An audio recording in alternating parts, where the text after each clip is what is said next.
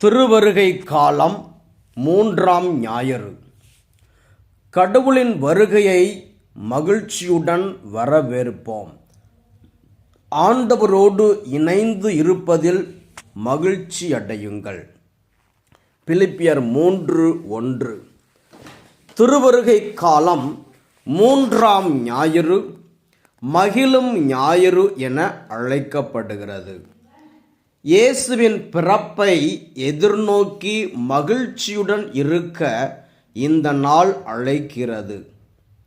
1 தெசலோனிக்கர் 5:16 எப்பொழுதும் மகிழ்ச்சியாக இருங்கள்.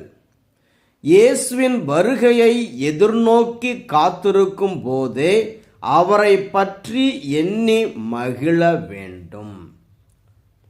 பிலிப்பியர் 4:4 ஆண்டவரோடு இணைந்து என்றும் மகிழுங்கள். பழங்கால கதை ஒன்று இவ்வாறு விவரிக்கிறது. அது ஒரு சிறிய நாடு. அந்த நாட்டின் அரசன் ஒரு சமயம் நோய்வாய்ப்பட்டிருந்தான். மருத்துவர்கள் பலர் வந்து பார்த்து சிகிச்சை அளித்தனர். என்ன நோய் என்பதை யாராலும் கண்டுபிடிக்க இயலவில்லை. நோயும் குணமாகவில்லை. எனவே அரசன் மிகவும் வருந்தினான். தனது நோயை குணப்படுத்துபவருக்கு நாட்டில் பாதியை அளிப்பதாக அரசன் அறிவித்தான். ஆட்சியில் உள்ளவர்கள் கூடி ஆலோசித்தனர். ஒரு அறிஞர் தனக்கு தோன்றிய யோசனையை கூறினார். அதாவது, மகிழ்ச்சியோடு வாழ்க்கை நடத்தும் ஒரு மனிதனை கண்டுபிடித்து அவனுடைய சட்டையை கழற்றி வந்து அரசனுக்கு அணிவித்தால் நோய் குணமாகிவிடும் என்றார். கவலை இல்லாமல் மகிழ்ச்சியோடு வாழும் மனிதனை கண்டுபிடித்து வருமாறு அரசன் உத்தரவிட்டான். காவலர்கள் நாடு முழுவதும் தேடி அலைந்தார்கள். ஆனால் அத்தகைய மனிதன் ஒருவர் கூட அகப்படவில்லை. வாழ்க்கையில் முற்றிலும் திருப்தியுடன் மன மகிழ்ச்சியோடு வாழும் ஒரு மனிதனை கூட நாட்டில் காணவில்லை. பணக்காரனாக இருந்தால் அவனுக்கு உடல் நலமில்லை. உடல் நலத்தோடு இருப்பவனுக்கு போதிய செல்வம் இல்லை. இப்படியாக ஒவ்வொருவருக்கும் ஏதாவது ஒரு மனக்கவலை இருந்து கொண்டு இருந்தது. ஒரு நாள் அரசன் இரவில் ஒரு தெருவில் நடந்து கொண்டிருந்தான். அப்போது ஒரு குடிசையில் இருந்து ஒரு குரல் கேட்டது. அதாவது, கடவுள் அருளால் இன்றைய வேலை முடிந்தது. வயிற்றுக்கும் போதுமான உணவு கிடைத்தது. இனி நிம்மதியாக படுத்து உறங்கலாம் என்ற ஒரு குரல் கேட்டது. அரசனின் மனதில் மகிழ்ச்சி பொங்கியது.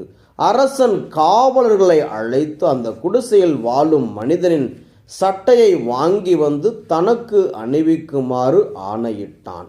அங்கே கவலையில்லாமல் கடவுளை வழிபாடு செய்து கொண்டிருந்த ஒரு மனிதரை கண்டனர். ஆனால் அவன் மிகவும் ஏழ்மையில் இருந்தான். அவனிடம் சட்டை எதுவும் இல்லை. மனிதர்கள் ஒவ்வொருவரும் மகிழ்ச்சிக்காக அலைந்து திரிகின்றனர். எது நமக்கு மகிழ்வை தரும்? இன்றைய தலைமுறை தொடர்புகளாலும் இணைப்புகளாலும் சூழப்பட்டுள்ள ஒரு தலைமுறை. முகம் பார்த்து மனிதரோடு பேசி பழகுவதை விட தகவல் தொடர்பு ஊடகங்கள் வழியாக தொடர்பு கொள்வதையே விரும்புகிறார்கள். உண்மையான மகிழ்ச்சியை இழந்து வாழ்கிறோம். அவசரமான உலகம் வேகமாக இவ்வுலகில் பயணம் செய்ய நம்மை துரத்துகிறது. காற்றின் திசையை நோக்கி பயணமாகும் மக்களாக நமது உறவுகளை, நட்பு வட்டங்களை கடந்து வாழ்ந்து வருகிறோம். பிலிப்பியர் 3:1 சொல்லுகிறது, ஆண்டவரோடு இணைந்திருப்பதில் மகிழ்ச்சி அடையுங்கள். ஆண்டவரோடு எப்பொழுதும் தொடர்பலையில் இருங்கள் என்று திருத்தந்தை பிரான்சிஸ் சொல்லுகின்றார்.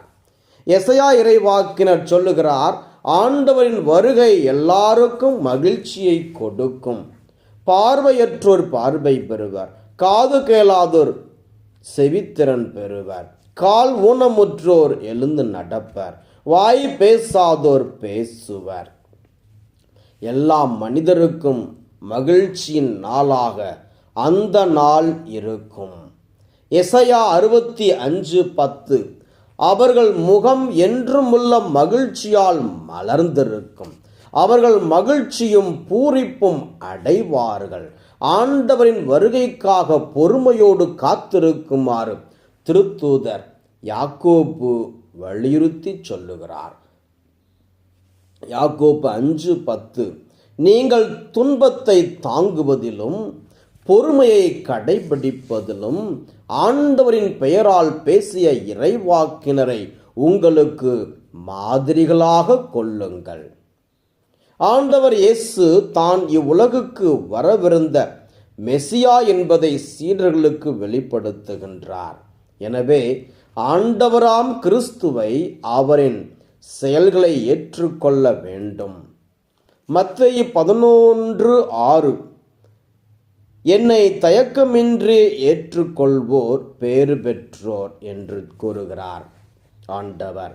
ஆண்டவரின் பிறப்பை, அவரது 2ஆம் வருகையை எதிர்பார்த்து காத்து கொண்டிருக்கும் நாம் அவரது பிறப்பாலே மகிழ்ச்சி அடைய வேண்டும். இந்த மகிழ்ச்சி நம்மை நிலை வாழ்விற்கு அழைத்து செல்ல வேண்டும். மகிழ்ச்சி அடைவதற்கான வழிகள்: 1. ஆண்டவரோடு இணைந்த வாழ்வு. யோவான் 15:5 ஒருவர் என்னுடனும் நான் அவருடனும் இணைந்திருந்தால் அவர் மிகுந்த கனி தருவார். என்னை விட்டு பிரிந்து உங்களால் எதுவும் செய்ய இயலாது.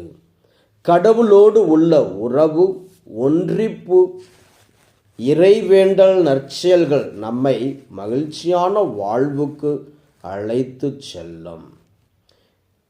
இந்த வாழ்வு நம்மை பிறரன்பு பணிகளுக்கு அழைத்து செல்லும். ரோமையர் 12:15 மகிழ்வாரோடு மகிழுங்கள், அழுவாரோடு அழுங்கள். 2. எதிர்நோக்கு, பொறுமை, கடைபிடித்தல் வாழ்வு. ரோமையர் 12:12 எதிர்நோக்கி இருப்பதில் மகிழ்ச்சி கொள்ளுங்கள். யாக்கோப்பு 5:7 ஆண்டவரின் வருகை வரை பொறுமையோடிருங்கள். நம்பிக்கையோடும் பொறுமையோடும் வாழ்வது நல்ல பலனை, நிறைவான மகிழ்ச்சியை கொடுக்கும். பிலிப்பியர் 3:1 ஆண்டவரோடு இணைந்து இருப்பதில் மகிழ்ச்சி அடையுங்கள். ஆண்டவர் இயேசு நம்மை ஆசீர்வதிப்பாராக. ஆமேன்.